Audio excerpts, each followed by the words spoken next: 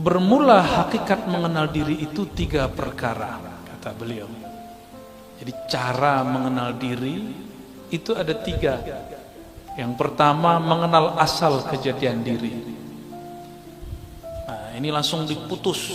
Kalau kita biasanya asal kejadian diri dari tanah, gitu ya. Oleh Datuk Kelempayan langsung dipotong.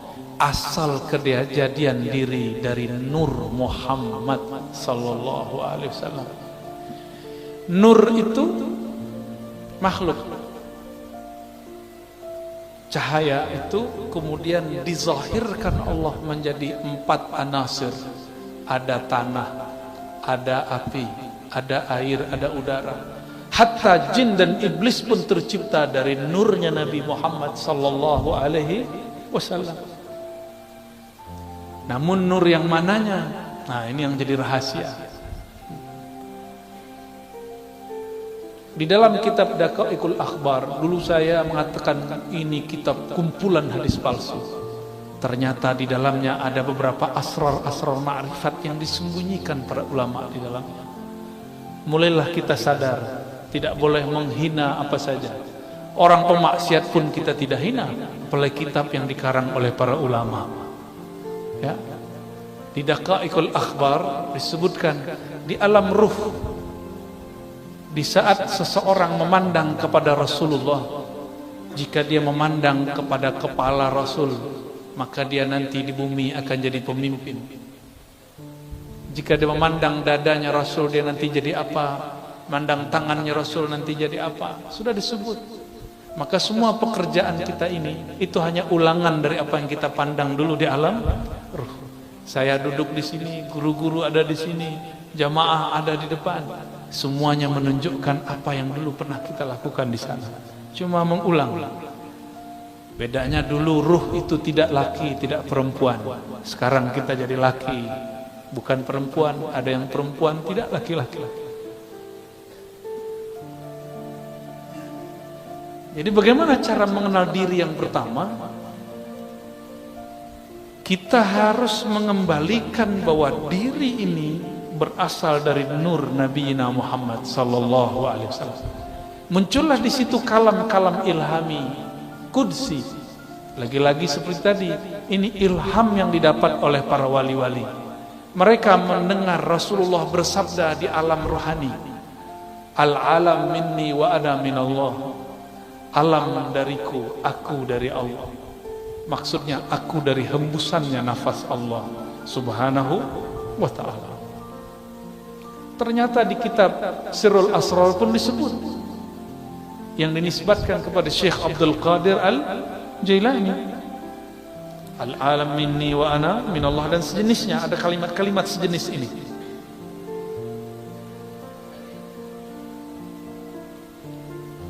Seperti sabda Nabi sallallahu alaihi wasallam. Kedua, menyatakan dirinya dahulu daripada mati. Jadi cara mengenal diri yang kedua, mematikan diri sebelum mati. Mati apakah? Ini yang kita kaji malam tadi di mana namanya? Bumi Sholawat ya. Tapi karena tempat terbatas, nah kita bagi lagi. Sebenarnya saya belum pernah membaca kitab ini sebelumnya, kecuali judulnya. Ya, tapi tadi langsung khatam. Dalam waktu bersolawat langsung selesai. Ya, dengan baca sanad segala macam kita tabarukan, minta ijazahan. Saya minta izin secara rohani dan secara jasmani. Ya, jasmaninya tadi siang, rohaninya barusan. Ternyata isinya sama dengan thariqah saman yang dulu saya ambil waktu remaja. Persis sama. Dulu guru kita baca 2 lafaz ini. Man arafa nafsahu faqad arafa rabbahu. Lalu mutu qabla an tamutu. Matikanlah dirimu sebelum engkau mati. Matikan dirimu secara makna, secara sifat. Jadi diri ini tubuh. Tubuh itu Allah tiupkan ke dalamnya ruh. Ruh itu membawa yang disebut sifat. Bernamalah sifat itu sifat ma'ani. Pada Allah, ma'nawiyah pada kita. Yang disebut mati maknawi matikan sifat ma'aninya. Gitu. Sifat ma'ani ada berapa? 7. Coba disebutkan apa aja? Qudrat, iradah, ilmun, hayat, sama, basar. Ya.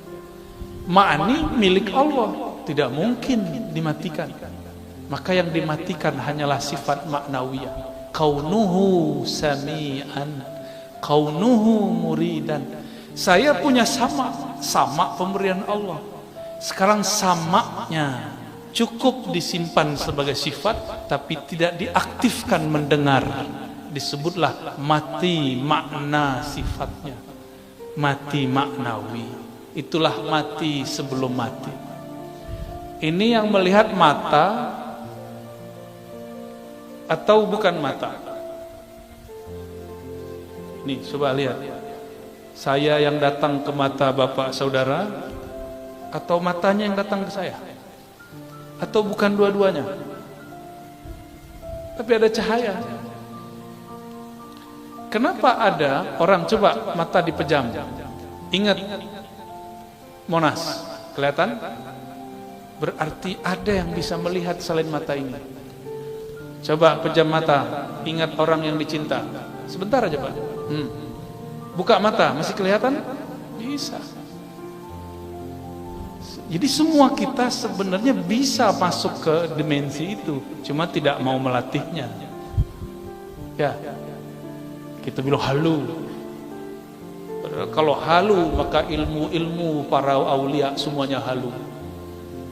Ini ada sok pemberantas halu. Yang dia berantas ilmu wali, mana bisa. Jadi wali dulu baru berhadapan sama wali Allah, ya. Kecuali dia wali setan, kita nggak tahu. Kan wali dua aja Pak. Kalau nggak wali Allah, wali setan. Wali Rahman, wali syaitan, dua aja. Mungkin dia wali setan kali. Masa ilmu wali mau dihabiskan? Kita ulangi. Jadi ruh itu punya sifat. Sifat dia tidak mungkin dimatikan. Tapi sangat mungkin sifat itu dinonaktifkan, diistirahatkan.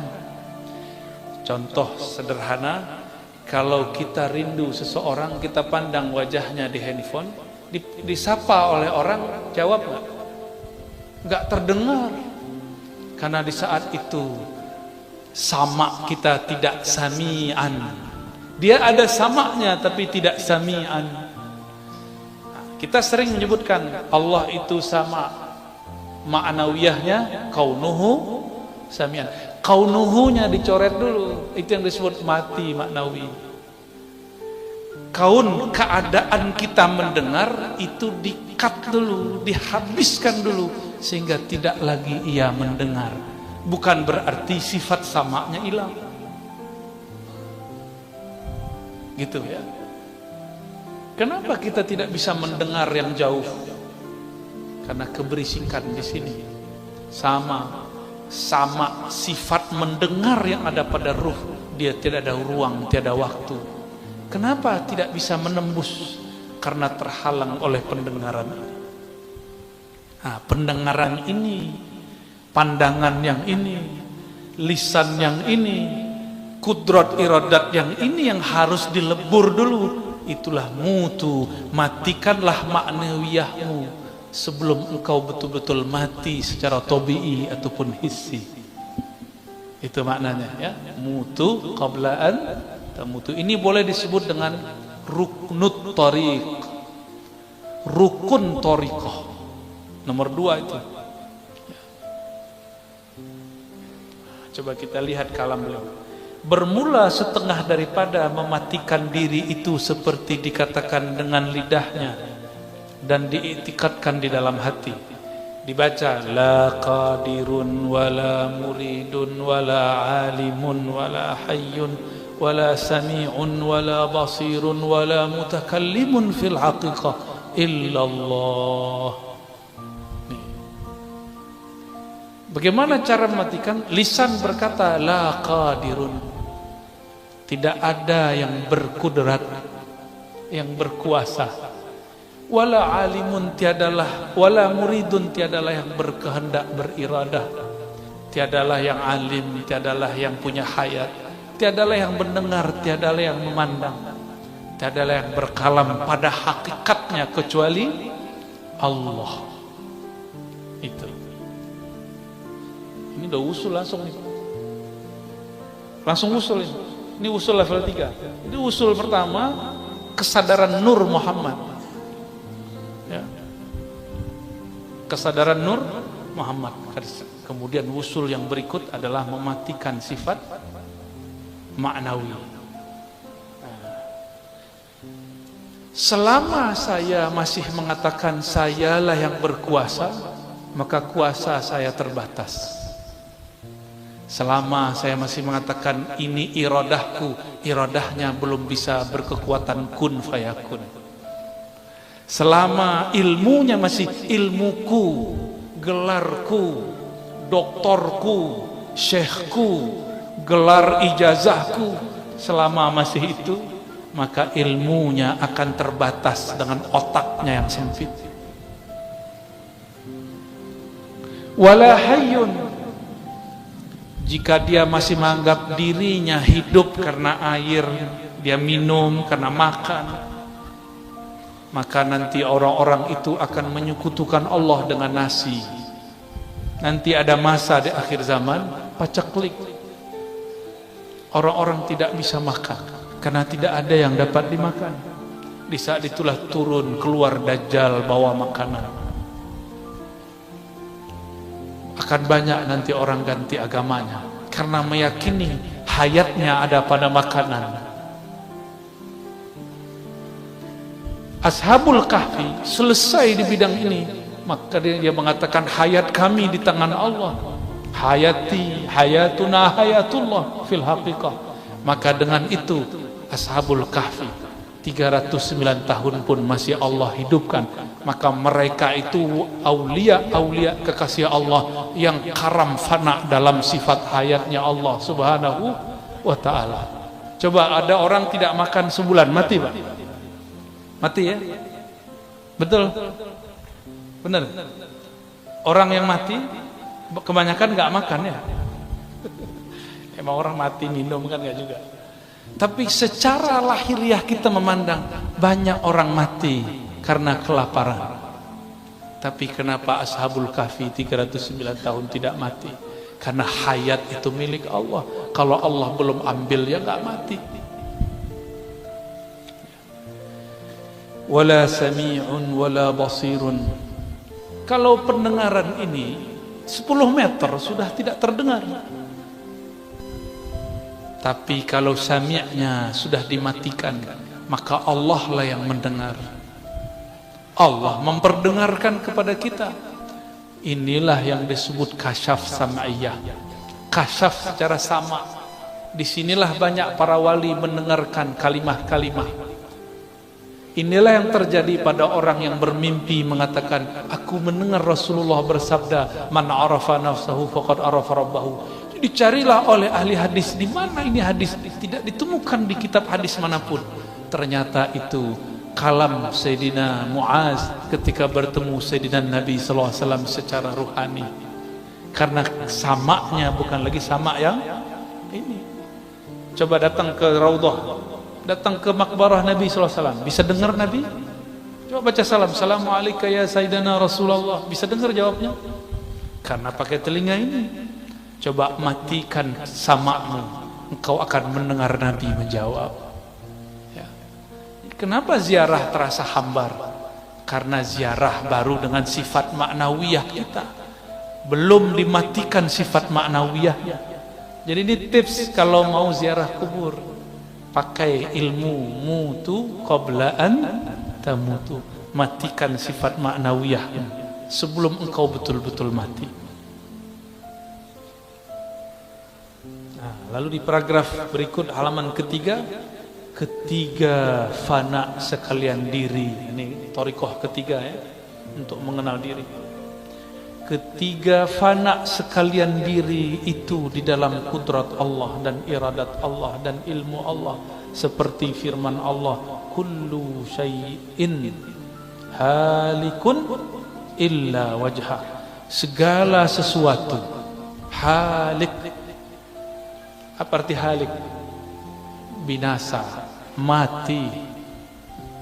Halik itu nama lain dari mati, hancur, binasa, karam. Illa wajha, kecuali wajhullah. Jangan dibayangkan wajah. Apa makna wajah? Fungsi wajah apa, Pak? Kita memandang dengan wajah atau memandang dengan apa? Ini di belakang namanya apa? Ini adalah leher. Kita memandang dengan wajah atau dengan leher? Memandang dengan wajah atau memandang dengan tangan? Apakah memandang dengan lutut? Tidak. Maka disebut ini wajah adalah alat untuk memandang dan objek untuk dipandang.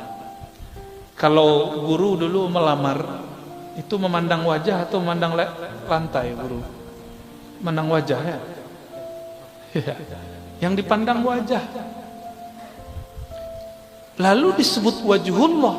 Apa makna wajhullah? Jangan, Allah itu bukan jisim, bukan fisik, bukan benda, juga bukan benda-benda metafisik. Yang penting Allah bukan sesuatu yang dapat digambarkan. Apa yang terbayang di pikiran Allah, tidak begitu.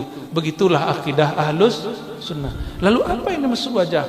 Maka ulama kita mengambil makna wajah itu adalah hakikat ihsan. Engkau beribadah kepadanya seakan memandangnya. Allah tidak punya fisik seperti ini. Maka kapankah seorang hamba memandang kepada wajahnya? Di saat seorang hamba memandang ke dalam wajah kolbunya. Kolbunya Bani Adam, jika dia hidupkan nama Allah di dalamnya, itulah wajhul asma, wajah nama Allah subhanahu wa ta'ala. Maka nanti di saat semua kolbu mati, hanya kolbu yang di dalam kolbunya terpancar wajah nama Allah yang tidak binasa. Ya.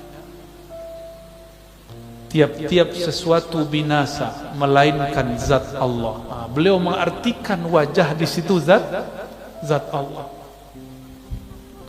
Namun saya mengurai bahwa wajah di situ bisa diartikan nama, bisa diartikan fi'il af'al, bisa diartikan sifat, dapat diartikan zat. Adakah nama tanpa zat? Nama beliau ini ada karena memang ada zatnya. Kita sebut guru yang alim. Alim itu sifat. Karena ada gurunya, maka ada alimnya. Coba bayangkan alim tanpa ada orangnya. Bisa? Ini warnanya apa ini? Putih, hijau. Apa ini? Hijau, kita sebut hijau. Tembok hijau, kaligrafi hijau. Sekarang bayangkan hijau tapi tidak ada kaligrafinya. Bisa? Tak bisa. Baju saya putih. Coba pisahkan putih dari baju. Bisa? Tak bisa. Maka maksud Datuk Kelampaian mengartikan zatullah itu tercakup pada nama, sifat, af'al dan zatnya. Gitu ya. Dan lagi firman-Nya, innani anallahu la ilaha illa ana fa'budni wa aqimis salata li dzikri. Ini surat Thaha. Artinya bahwa sesungguhnya akulah Allah, tiada Tuhan, hanya aku, maka sembah olehmu akan daku, dan kerjakan olehmu akan sembahyang 5 waktu karena menyebutku. Ini terjemahan beliau. Lalu beliau mengatakan, syahdan wajib kita mengikut amr Nabi sallallahu alaihi wasallam. Amrnya ini artinya perintah. dan menjauhi segala larangannya supaya mudah-mudahan termasuk kandung Abdullah, yakni hamba Allah Ta'ala yang kamil pada kehambaannya. Setelah itu hendaklah kita kerjakan musyahadah keesaan zatnya dan muraqabah dan muhadarah. Nah, ada 3 di situ ya. Ini yang unik, ini yang berbeda daripada Datuk Kelampayan dengan beberapa ulama-ulama yang lain. Beliau menambahkan namanya muhadarah. Pertama musyahadah ya. Itu paling tinggi. Bawahnya turun muraqabah. Turun lagi muhadarah. Di kitab-kitab yang lain cuma 2, musyahadah, muraqabah. Hanya beberapa kitab yang menyebutkan muhadarah, dan beliau ya menyebutkan muhadarah, yaitu menghadirkan hati kita kepada hadiratnya serta mengucap zikir la ilaha illallah. Ini karena belum mengikuti syarat beliau, saya tidak boleh talqin dulu. Ya. Tapi nak tahulah nanti ya. Nanti kalau halnya datang, siapa tahu nanti kita tahu.